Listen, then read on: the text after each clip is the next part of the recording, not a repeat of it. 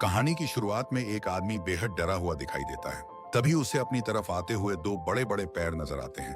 वह अपनी जान बचाने के लिए तुरंत पानी की गहराई में जाकर छिप जाता है। उधर किनारे पर खड़े उसके दो साथी इस मंजर को देखकर इतने खौफ में आ जाते हैं कि उनमें वहां से भागने तक की हिम्मत नहीं बचती। तभी उस राक्षस को एक भेड़ दिखाई देता है। भेड़ खतरे को भांप लेती है और वहां से दुम दबाकर भागने की कोशिश करती है, लेकिन वह दो कदम भी आगे नहीं बढ़ पाती कि तभी वह विशाल दैत्य उसे अपने हाथ से दबोच लेता है। इसके बाद वह दैत्य भेड़ को सीधे अपने मुंह की तरफ ले जाने लगता है। यह खौफनाक मंजर जो आदमी पानी के अंदर से सीधे अपनी आंखों से देख रहा था, उसकी सिट्टी पिट्टी गुम हो जाती है। इसी बीच एक पेड़ के पीछे छिपा हुआ सैनिक माइकल थोड़ी हिम्मत जुटाता है और उस दैत्य की तरफ नजर दौड़ाता है, लेकिन वह दैत्य बेहद चालाक और चौकन्ना था। उसे तुरंत किसी के आसपास होने का एहसास हो जाता है। अगले ही पल वह दैत्य पूरे पेड़ को ही जड़ से उखाड़ देता है, जिसके पीछे माइकल छिपा हुआ था। पेड़ हटते ही माइकल अपनी जान बचाकर सीधा आगे की तरफ दौड़ लगाता है, मगर वह दैत्य सिर्फ 2 कदम आगे बढ़ाता है और अपने भारी भरकम हाथ के एक ही थप्पड़ से माइकल को जमीन पर गिरा देता है। इसके बाद वह उसे अपने हाथ में जकड़कर वहां से भागने की तैयारी करने लगता है। तभी वहां साइड में छिपा हुआ एक दूसरा इंसान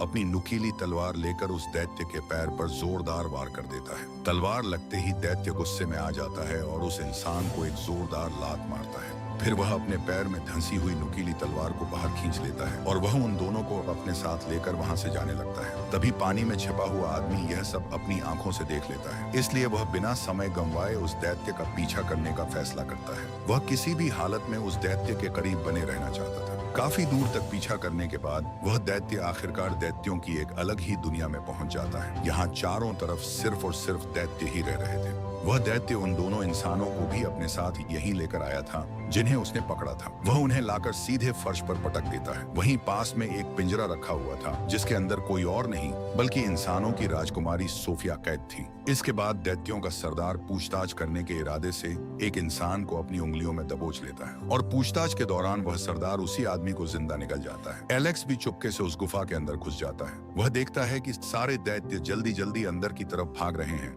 इसलिए वह एक धीरे चलने वाले दैत्य को चुनता है और चुपचाप उसके पीछे हो लेता है। लेकिन रास्ते में अचानक 2 और दैत्य सामने आ जाते हैं। एलेक्स डर के मारे तुरंत पत्थरों की आड़ में छिप जाता है। जब वे दैत्य वहां से आगे निकल जाते हैं, तब एलेक्स की नजर जमीन पर पड़ती है, जहां उसे इंसानों की एक चीज गिरी हुई मिलती है। यह देखकर एलेक्स गहरे सोच में डूब जाता है। दूसरी तरफ दैत्यों का जनरल विक्टर दोबारा पूछताछ शुरू करता है। तभी वहां खड़ा एक दूसरा सैनिक आगे आता है और कहता है कि इस इंसान को उसने पकड़ा है, इसीलिए इस पर पहला हक उसका है। लेकिन विक्टर बिना कुछ सुने अपनी गदा उठाता है और उस सैनिक पर दे मारता है। विक्टर का यह जोरदार वार लगते ही वह दैत्य सीधा जमीन पर ढेर हो जाता है। विक्टर अभी बाकी दैत्यों को कायदे कानून समझा ही रहा था कि तभी अचानक बीच में कोई दखल दे देता है। इसके बाद सारे दैत्य वहां से दूर हटने लगते हैं। तभी सबके सामने एक आदमी आता है जिसने अपने सिर पर एक ताज पहना हुआ था। उसका नाम विलियम था। असल में उस ताज का संबंध सीधे उन दैत्यों के दिल से था। उस ताज की बात न मानने का मतलब था अपने खुद के वजूद को खत्म करना। ताज की जादुई ताकत और दबाव के आगे सारे दैत्य एक एक करके जमीन पर झुकने लगते हैं। यहाँ तक कि घमंडी विक्टर भी सिर्फ कुछ पल ही टिक पाता है और आखिर में विलियम के आदेश के आगे पूरी तरह घुटने टेक देता है। सोफिया को लगता है कि अब सब कुछ ठीक हो जाएगा और वे बच जाएंगे, लेकिन उसे इस बात का अंदाजा नहीं था कि विलियम ताज मिलते ही उसके साथ गद्दारी कर देगा। इसके बाद सोफिया और विक दोनों को बांधकर सीधे रसोई में भेज दिया जाता है ताकि वे दैत्यों का भोजन बन सके। उधर रसोई में एक सैनिक हेनरी को एक बेहद चिपचिपे पैनकेक के ऊपर फेंक दिया जाता है। वह आजाद होने के लिए अपनी पूरी ताकत लगा रहा था, लेकिन वह पैनकेक बहुत ज्यादा चिपचिपा था। मगर मुसीबत यहीं खत्म नहीं होती। वहां खड़ी सोफिया उसकी हालत देखकर बेहद परेशान थी। तभी दैत्य के अगले कदम ने उसे पूरी तरह चौंका दिया। वह दैत्य हेनरी को गोल लपेटता है और उठाकर एक तरफ रख देता है। फिर उसकी नजर सोफिया पर पड़ती है। वह कुछ सोचता है और रसोई का सही औजार ढूंढने के लिए आगे बढ़ जाता है। सोफिया अब पूरी तरह लाचार महसूस कर रही थी। तभी वह पीछे मुड़कर देखती है तो उसे एक तरफ छिपा हुआ एलेक्स नजर आता है। एलेक्स सही मौका देखता है और दबे पांव उसकी तरफ बढ़ता है। वह जैसे ही पिंजरे को खोलने की कोशिश करता है, उसकी आवाज से वह दैत्य लगभग चौंक ही जाता है। इसलिए एलेक्स फैसला करता है कि वह पहले हेनरी को बचाएगा। एलेक्स रेंगते हुए हेनरी के पास पहुंचता है और अपनी कटार निकालकर उसकी रस्सियां काटने लगता है। लेकिन जैसे ही वह ऊपर देखता है, उसे वही दैत्य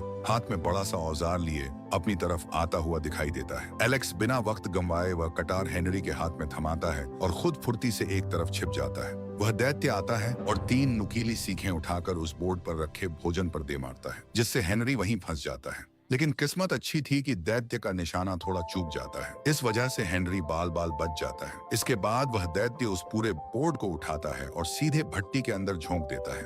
फिर वह बाकी की सामग्रियां उठाता है और उन्हें तेजी से काटने लगता है। उसकी चाकू चलाने की कला वाकई कमाल की थी, जिसका मुकाबला नहीं था। इसके बाद दैत्य दोबारा सोफिया की तरफ देखता है। वह पिंजरा खोलता है, उसे अपने हाथ में दबोचता है और सीधे लाकर उस बोर्ड पर पटक देता है। ठीक इसी समय एलेक्स एक मजबूत रस्सी लेता है और लोहे के ऊंचे ढांचे पर चढ़ जाता है। वह देखता है कि सोफिया की जान इस वक्त बेहद खतरे में है। एलेक्स बिना सोचे एक बड़ा चाकू उठाता है और सीधे दैत्य के सिर को निशाना बनाकर कूद जाता है। वह चाकू सीधे जाकर दैत्य की गर्दन में धंस जाता है। भयानक दर्द की वजह से दैत्य छटपटाने लगता है। दैत्य दर्द के मारे बुरी तरह तड़प रहा था और इसी आपाधापी में उसका संतुलन बिगड़ता है और वह पास की दीवार से जा टकराता है और वह वहीं मारा जाता है। इस तरह एलेक्स सही समय पर अपने साथियों को सुरक्षित बचा लेता है। इसके बाद वे तीनों भागकर नदी के किनारे पहुंचते हैं और अपने जख्मों पर पट्टी बांधते हैं। इसी बीच एलेक्स और सोफिया के दिलों में एक दूसरे के लिए प्यार और गहरा हो जाता है। पट्टी बांधने का काम खत्म होते ही